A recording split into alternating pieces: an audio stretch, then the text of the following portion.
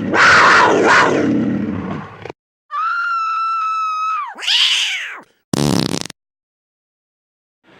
G.I. Joe fans, Joe Motion Videos 82 here. It is time for another G.I. Joe toy review. First off, I want to ask you to please excuse if you're picking up any background noise from my fan. It is stifling out here in Arizona. We are still in the triple digits, but it is a cooler day. It's around 103. So we have triple digits all the way up until the end of October, unfortunately. Yeah, we don't really have fall. We transition from winter into summer. Oh man, it's even hot in the spring. We do have some cooler days in the spring, but it starts heating up pretty quick. But that's the Sonoran Desert for you. So, as everybody knows who's been watching this channel, this month is Tiger Force month, and Tiger Force is awesome. Who else is awesome are you guys? Thank you so very much for subscribing to my channel. That tells me that my content is worthy enough for you to subscribe, and I really do appreciate that. It's very humbling to know that you like my content and like my show enough that you subscribe, and I do really appreciate it. So today we'll be looking at an action figure, a solo action figure. We've been looking at vehicles for most of the month, and I think it's time that we take a look at one of the lesser favorite action figures amongst collectors. I know there are Tripwire fans out there, and I am one of them. I really do like Tripwire. I played with them a lot as a kid. That was Tripwire version 1. I never had the Tiger Force Tripwire.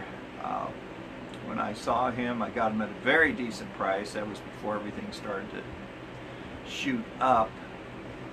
And I got him complete and in pretty good condition. He's near mint. Looks like somebody just pulled him right off the card and sold him.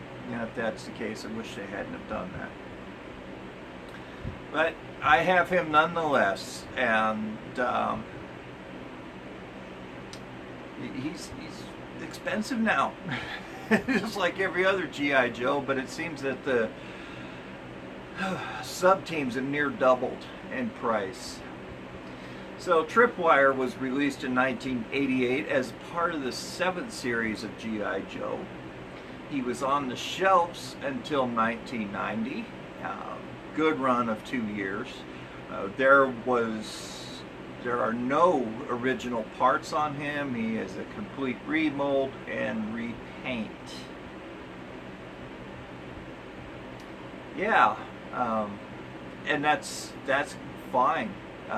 Some people don't like that, but I happen to like that a lot. Like I mentioned before, sub-teams give us a chance to get that action figure again, even though it's a different looking action figure, but get that action figure that we wanted from the first run, and we unfortunately missed it. Just imagine back then if they didn't run these in a series and discontinue them after a certain period of time. You know what the shelves would have looked like? Man, the shelves would have just been overflowing, and they couldn't really get new product out because they're still producing the old product. So they had to discontinue, and I could understand that. But occasionally I recall seeing some action figures from like 83, 82 popping up on the pegs every once in a while years down the road. It was almost like they found a dusty old box in the back of a storeroom and opened it up and like, holy Sam, look at this. We have some G.I. Joes. And they showed up on the pegs. And I remember that happened with Star Wars. Wow.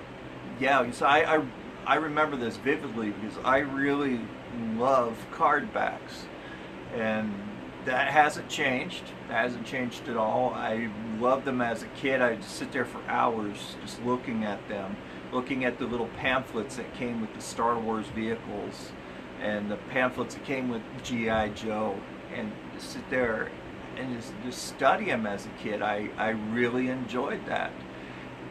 So I remember in 1983, I was at my favorite grocery store, Smitty's. It was unlike any grocery store I was used to seeing, where it was just groceries and had a small toy section. Well, Smitty's was really cool. Had a full-size service restaurant in there, made fresh pizza, etc. It sold clothes, had a section for clothing, had a very nice gun shop in the back. I remember going back there looking at firearms. Wow, what else did they have? Of course, they had a bakery, but they had a killer toy section. It's located at the front of the store. Yes, so the parents knew where to find their kids when they were checking out. I would hate to think they distrusted us enough to keep it in front of the store to keep kids from stealing. But yeah, I remember kneeling down in front of one of the end caps looking at the Return of the Jedi action figures, and at the very bottom there were action figures from Star Wars, New Hope, in the first release on the old cards, and I was like, whoa, look at this, look at this. I was just dumbfounded. So that, you know, years and years down the road, when I start thinking about it, like, wow, that was a dusty old case in the back of a storeroom. And silly me, I didn't buy them or ask my mom to buy them at the time.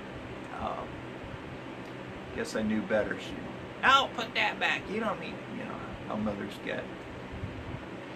But yeah, that was cool seeing those old card backs. But I deviated off course. So Tiger Force, yes. The sub-teams gave us a chance to get that action figure that we didn't get on the first run.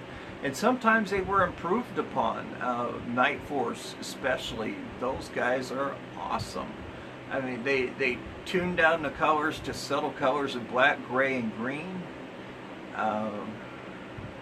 Especially like with sci-fi, or not sci-fi, but Psych Out. He's on Tiger Force. People are pretty much unanimous when it comes to them not liking him because of the bright colors. But I liked Psych Out. I really did. I still have the one from when I was a kid, but he's a case where he got better with Night Force, and it just made it into a cool figure. They got rid of the blonde hair and, you know, painted it brown, which matches the subtlety. You look kind of weird with platinum blonde hair with a subdued uniform. But that's neither here nor there. I'm not reviewing Night Force. I have one Night Force, and that is the Night Force Psych Out, but he's incomplete. So, without further ado and further blather from me, let's go ahead and take a look at this fine specimen of an action figure, and I'm going to get the review done before my appointment. Alright, so here we go. Alright, here we go. The nice looking action figure. Now, this is oh wow, this is my Tripwire action figure that I really like. Look at that. It looks like he took a tiger skin rug and made a shirt out of it. That's what it looks like to me. Uh, what can I say about this guy? He's a complete repaint. Very nice detailing on him. He has a pistol down on his right leg. He has a nice little web belt that wraps all the way around his body. And he has this gray strap that goes around his back. I'm assuming that it is a part of his protective armor here. That's what that's intended to be, is protective armor for when he's laying and hopefully defusing mines. He is the Tiger Force's EOD, Explosive Ordnance Disposal. He has these really nice gauntlet style gloves that look like they're padded, and he has these nice tall boots. He's wearing a helmet with sound, if I get in on there, see sculpted on headphones. I think those are sound dampening headphones, and it appears, no, that's just a wrinkle on his chin. Doesn't say it looked like a microphone, but those are noise dampening headphones, and he's wearing black goggles. He almost looks like he could be a pilot. That's pretty cool. You know, he can double as a pilot if you would like. Of course, all the G.I. Joes in the cartoon flew in jets and helicopters, so they all knew how to fly. They were a special unit. He has a tan, appears to be a jumpsuit, and he has a pocket sculpted on the back. But I want to point out something with the brown colors, especially the darker ones. They tend to get very brittle over time. I had a roadblock that I tried to move his knee and broke the leg. Cracked it right at the thigh, so that's something to look out for. And of course, be careful when putting them on figure stands to avoid cracking their heels. Oh, he also came with his original mine detector. Nothing real fancy about that.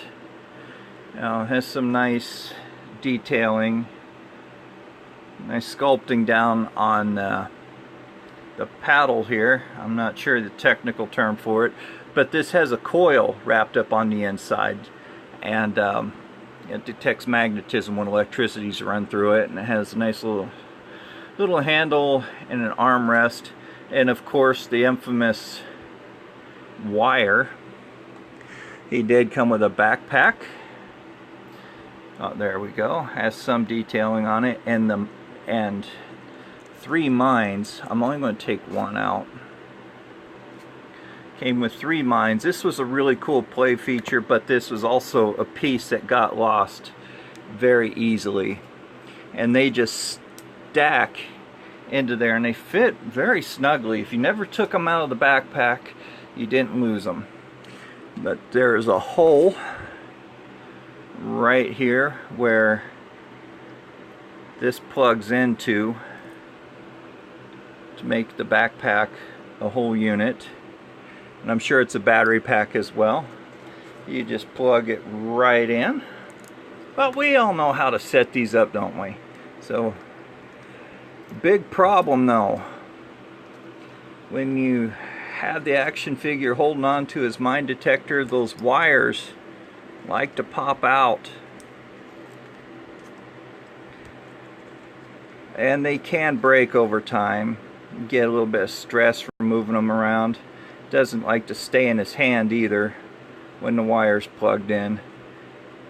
But there you go, nice little pose.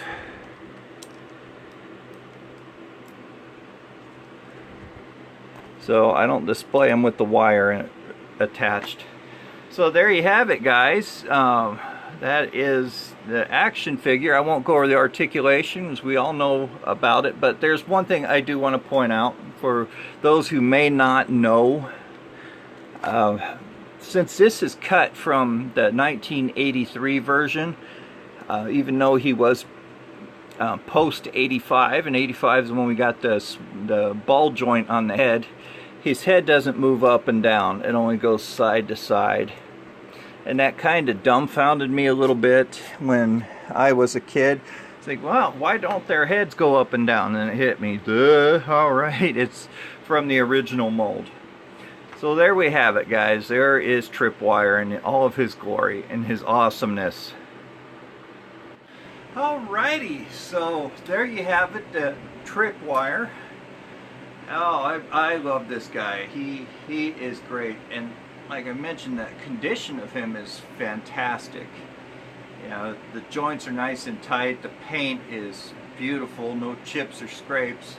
So honestly, the person that had him before me obviously took very good care of him, and or just took him out of the package and sold him like this.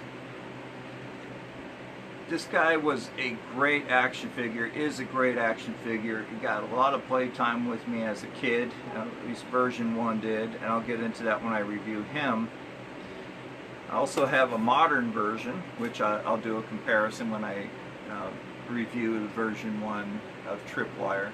The modern version is really cool as well, even though there were some parts that were shared with him. But that's okay. Everybody has a budget they need to work with. So I hope you enjoyed my live act that I posted up there. I mainly put it up there for family members who weren't able to make it to my show, so they could watch it. I know it wasn't G.I. Joe related. I'm sorry if I upset some of you guys for that.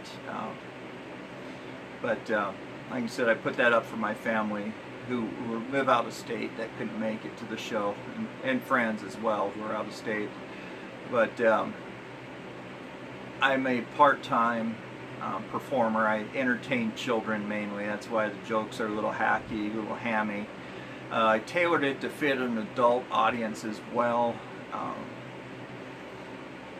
So I added a little more things like the Gilligan's Island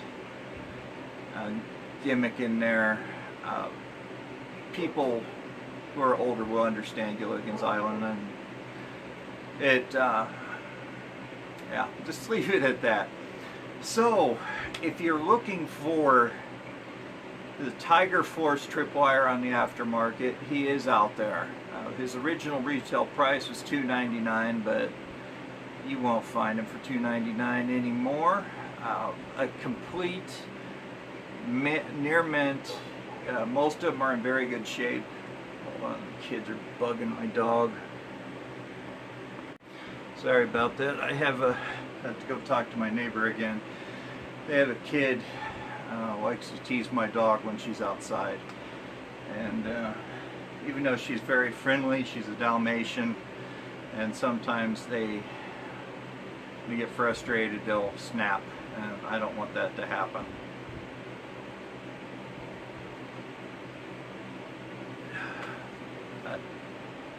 She's a very good dog, 11 years old this year. But anyway, sorry to catch my breath, trying to do this without oxygen today. Yeah, he is available on the aftermarket. I just checked the prices on eBay.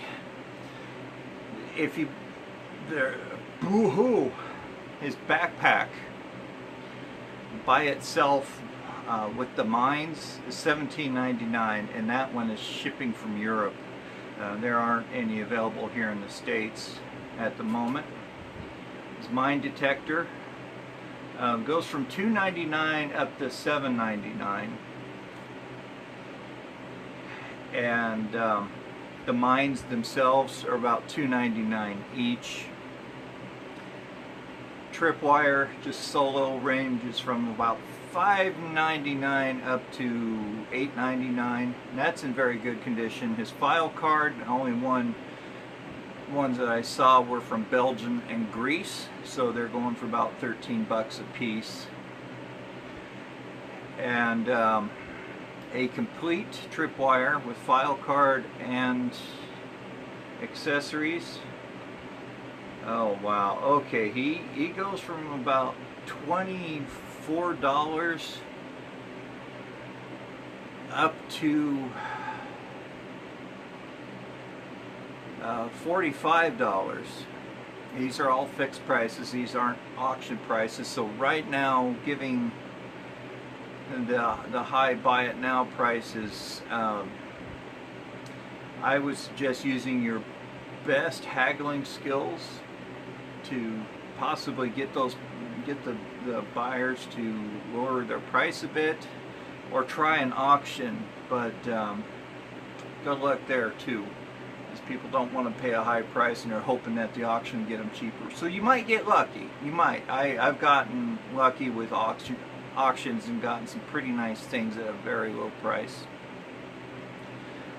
So there is one that's carded, and that person is selling it for $499, and or better offer, OBO. So you might want to throw some offers out there at him, but personally I haven't had much luck with that.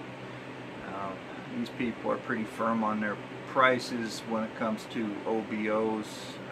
I've only gotten them down a few dollars on that one, but I have had luck when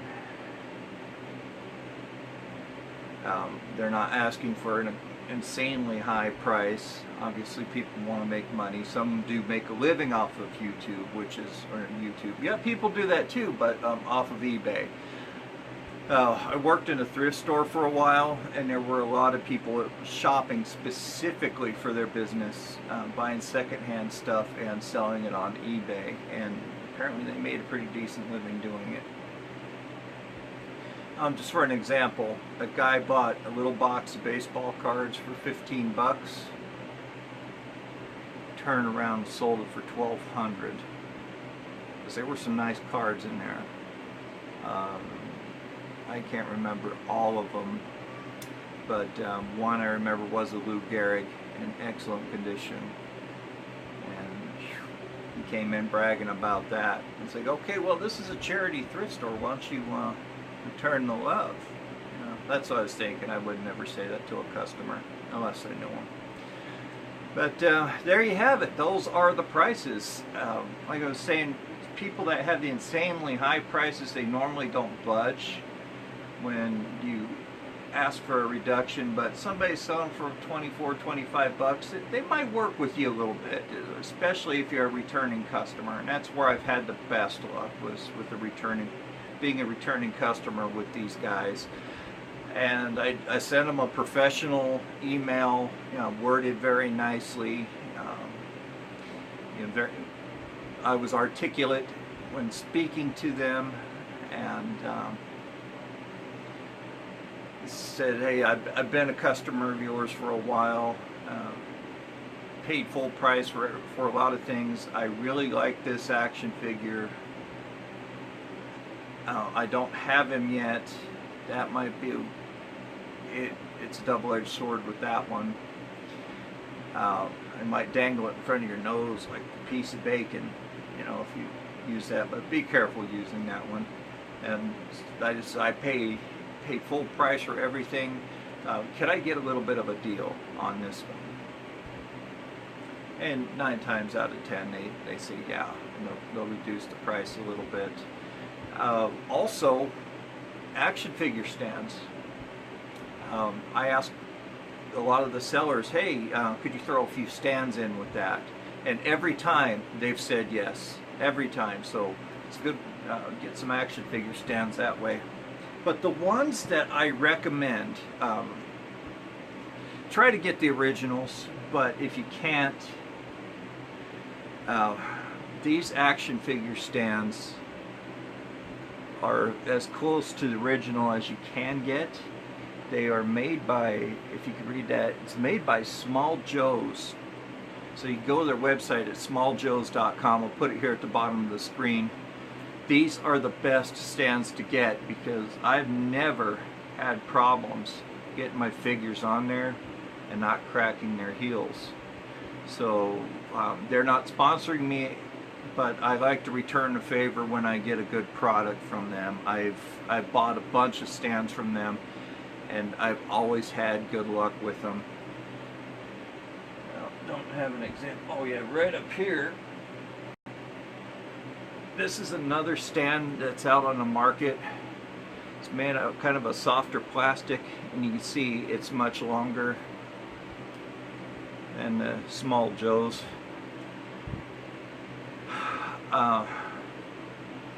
These are a little risky.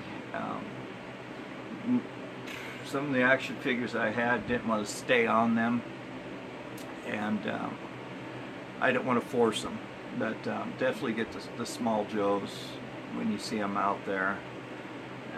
They're pretty easy to spot. It's on the bottom, they have those little dots. It raises the figure up just slightly, makes it look real nice. So before I close, don't forget about my giveaway. When I reach 100 subscribers, I will be doing a giveaway. I hope to have 2 toys to choose from. One, I promise, will be a vehicle, and the other may be an action figure or another vehicle. So I just want to throw that part out there. So 100 subscribers, you guys will get that. I'll hold a drawing for those 2 prizes, one of the 2 prizes. And also, support me on Patreon. Any dollar amount is fine. I would really appreciate it. It's Patreon slash Joe Motion Videos 82. Please give me a helping hand out there. That money will go right back into the channel, right back into you, because the money will be used to buy more action figures, which I'll turn around and hold more giveaways.